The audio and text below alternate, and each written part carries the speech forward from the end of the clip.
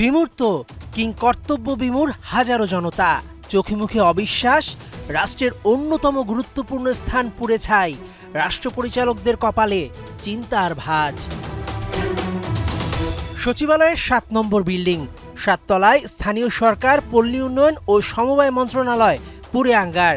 তার ঠিক নিচেই যুব ও ক্রীড়া মন্ত্রণালয়। আগুনের লেলিহান শিখা থেকে রক্ষা পায়নি মন্ত্রণালয়টি। জুলাই বিপ্লবের পর ফুটবলে দক্ষিণ এশিয়া আর ক্রিকেটে এশিয়া জয় করেছে বাংলা। হকি খেলার সুযোগ পেয়েছে যুব বিশ্বকাপে। ক্রীড়াঙ্গন সংস্কারের গুরুত্বপূর্ণ নথি ও একাধিক অ্যাডহক কমিটি ঘোষণা দেবার ঠিক আগে এমন ঘটনা সন্দেহ জাগিয়েছে সবাইকে। দেশের ক্রীড়াঙ্গনকে স্তব্ধ করে দিতে একটি পক্ষ ছুটির দিনকে বেছে নেয়নি তো? ঘটনার দিন উত্তরবঙ্গে কর্মসূচিতে ছিলেন ক্রীড়া উপদেষ্টা আসিফ মাহমুদ। নিজের কর্মস্থলে অগ্নিকাণ্ডের খবরে সেটা বাদ দিয়েই দ্রুত ছুটে আসেন ঢাকায়। ধ্বংসস্তূপের মাঝ দিয়ে হেঁটে যান। মুহূর্তেই আগুনের হলকায় নিজের অফিসের এমন অবস্থা দেখে হতচকিত ক্রীড়া উপদেষ্টার চোখ জোড়া। কোনো কিছুই অবশিষ্ট নাই, তিল তিল করে গড়া নথিপত্র পুড়ে ছাই।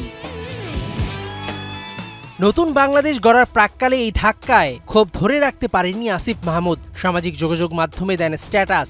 আসিফ লেখেন, স্থানীয় সরকার, পল্লী উন্নয়ন ও সমবায় মন্ত্রণালয়ের বিগত সময়ে হওয়া অর্থ লোপাট, দুর্নীতি নিয়ে আমরা কাজ করছিলাম। কয়েক হাজার কোটি টাকা লুটপাটের প্রমাণও পাওয়া গিয়েছিল।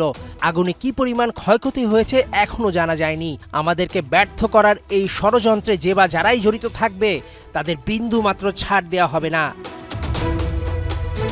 আপাতত ঝুঁকিপূর্ণ ওই ভবনে আর বসছেন না আসিফ মাহমুদ।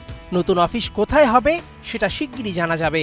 তবে বাংলাদেশকে পিছিয়ে দেয় এই অগ্নিকাণ্ড কি কোনো দুর্ঘটনা নাকি পরিকল্পিত, সেটার জন্য ৭ সদস্যের তদন্ত কমিটি ঘোষণা করা হয়েছে। নতুন বাংলাদেশে কোনো অপশক্তিকেই যে মাথাচাড়া দিয়ে উঠতে দেবে না জাগ্রত জনতা। মেহেদী নাইম, ৭১।